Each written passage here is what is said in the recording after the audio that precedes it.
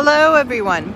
Given the unprecedented events at this year's Oscars and the responses that followed, I think this is a great time to talk about the concept of punching up versus punching down. If you don't know me, I am Daniela Sioni, a comedy screenwriting teacher who has one of the few, if not the only, screenwriting punch-up courses in the world. Now, while what I'm about to say does not necessarily relate to punching up screenplays, it does relate to comedy writing in general, and I think we're at a juncture in comedy history where it just needs to be said. Stop punching down. Unless you are a roast comic, specifically working a roast show, it's not the funniest choice, and it's probably not advancing your own comedy or the craft of comedy in general. First of all, I need to come clean that I had a very shocked reaction to that Oscar moment, and it wasn't because of what Will Smith did. It was because of what Chris Rock said in the first place. I knew immediately that the joke was a direct hit on Jada's medical condition in an industry where women's careers are historically punished way too harshly for so many things less significant than going bald. It is an industry that I've worked in for 30 years, so this point might not have hit the average viewer as hard as it did me. But worse for comedy is that choice of joke then opened the floodgates for too many people to actually empathize with Will's reaction and even give him a standing ovation during his Oscar speech. Listen, I am ashamed to say now that I was one of the people who understood his rage in that moment, despite being a former stand-up myself.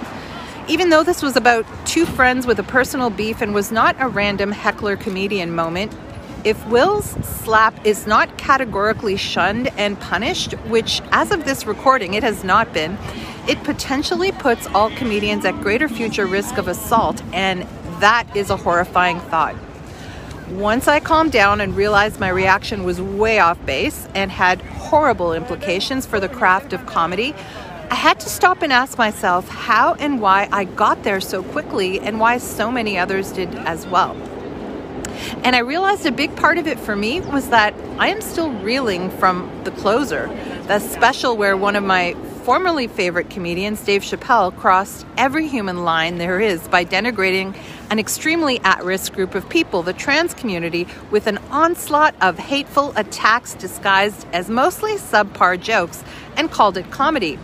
It was the punchdown of all punchdowns, and Chappelle's defense was that it was a comedy show, and Netflix's defense for airing that hate speech was creative freedom of the artist.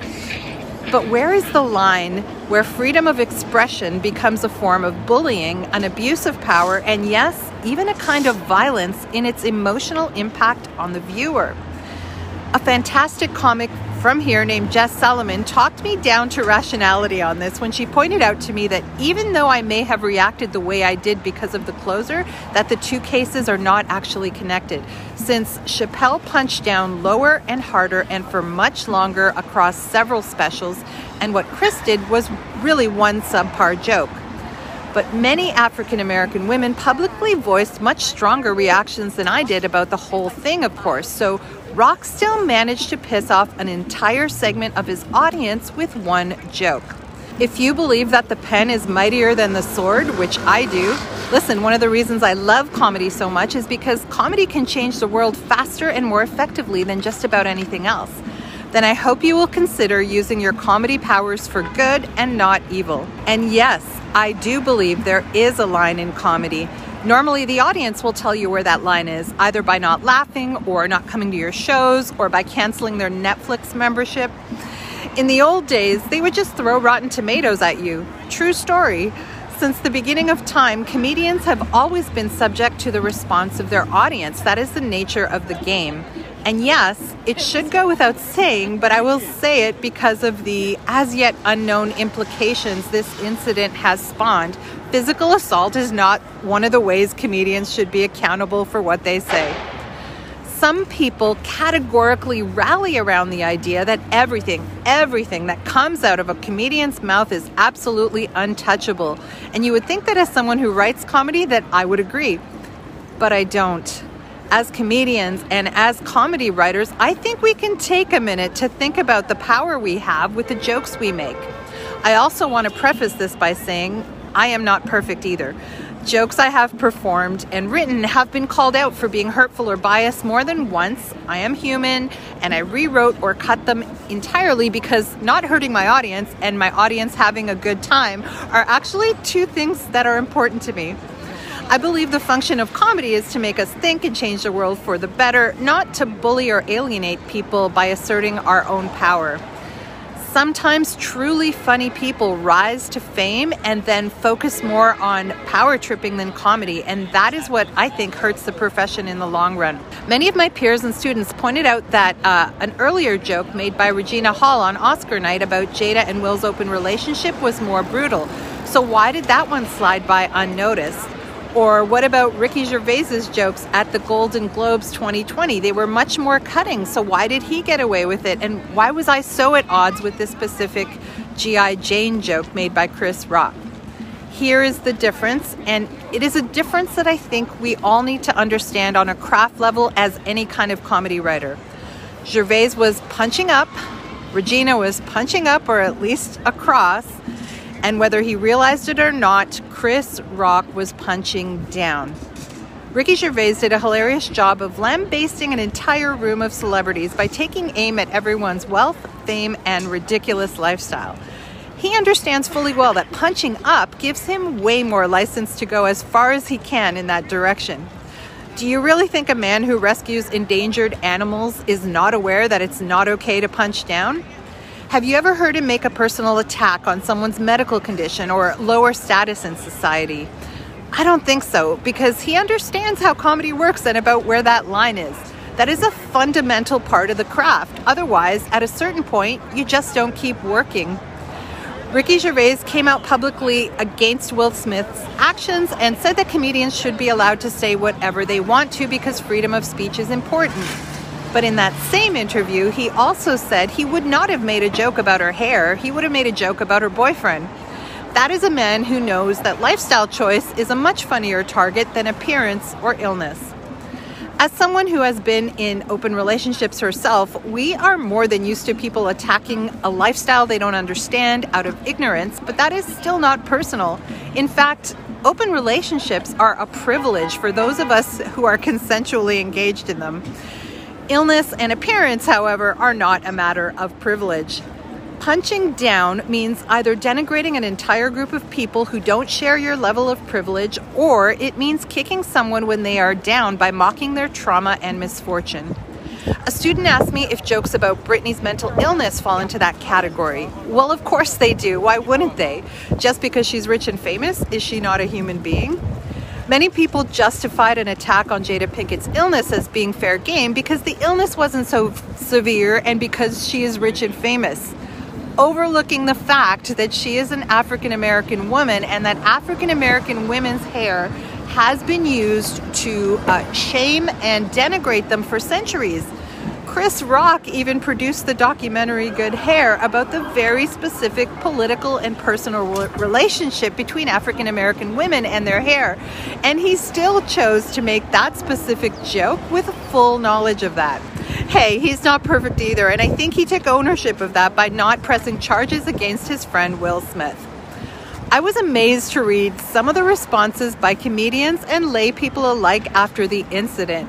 They said things like, so are Harvey Weinstein or Trump or Putin fair game? Well, of course they are. They are known criminals who have greatly wronged and even literally murdered people. That makes them fair game. Is that really such a hard concept to understand? Jokes exist in context, the context of both the teller of the joke, the target of the joke, and the audience hearing it, and the context of where it was delivered. In the context of a roast of Jada Pinkett Smith, where the whole point is that comedians cross every line imaginable as part of the entertainment, punching down would have been appropriate in that circumstance.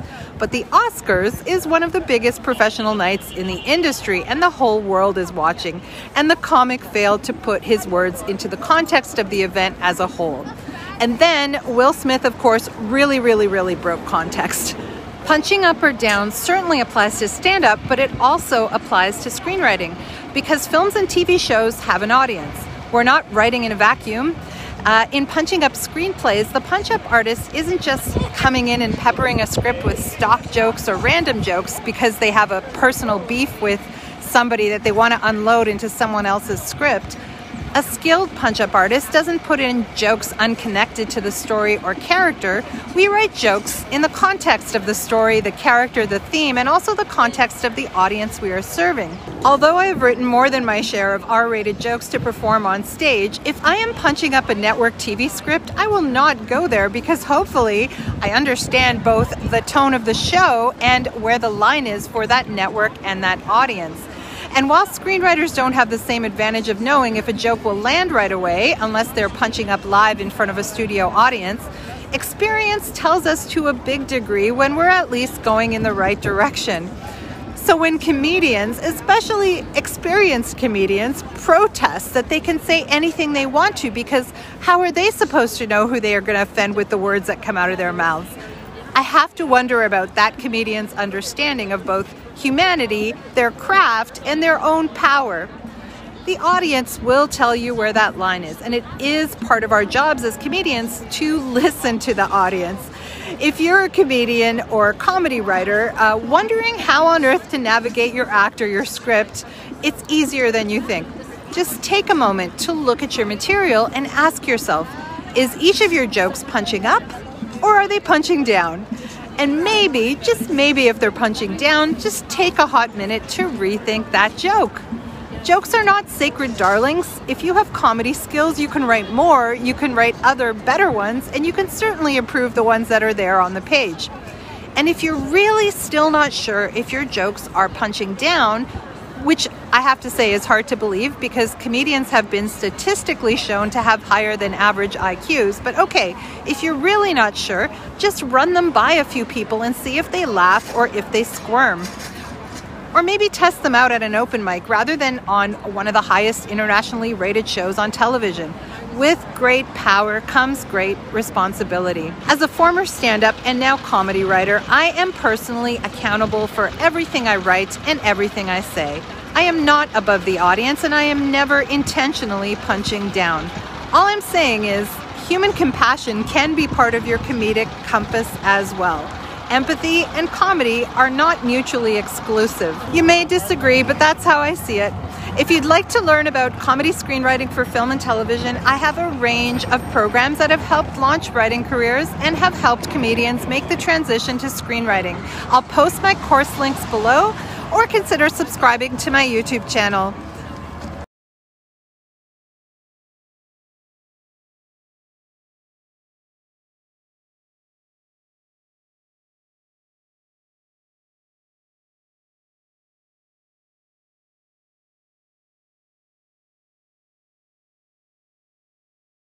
It's okay if you disagree with me.